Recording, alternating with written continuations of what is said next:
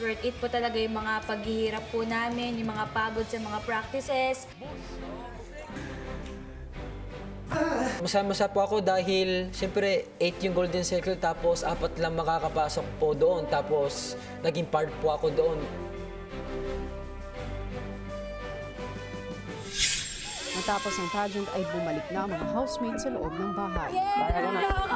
Sobrang saya ko po kasi na po talaga ako yung nag-expect na mananalo po talaga kami, kuya.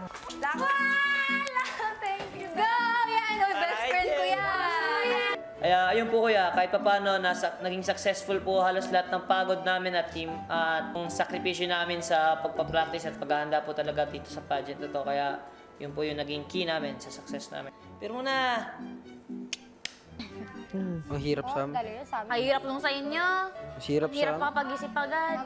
Sinabi ko tuloy, kuya.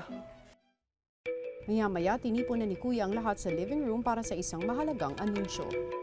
Suichi, Yen, Sheena at Batit, kayong apat ang mapapabilang sa Golden Circle.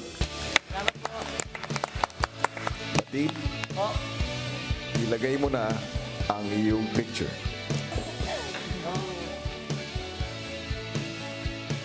Dumating na po ulit nga sa punto na ilalagay ko na naman po ulit yung aking litrato sa Golden Circle. Sobrang saya ko po talaga kuya at nagpapasalamat po ako kay God na palagi niya akong ginagabayan. Worth it po talaga yung mga paghihirap po namin, yung mga pagod sa mga practices. Masaya po ako dahil siyempre 8 yung Golden Circle tapos 4 lang makakapasok po doon tapos naging part po ako doon. Di ko po, kuya, ma-explain yung nararamdaman ko po, kuya.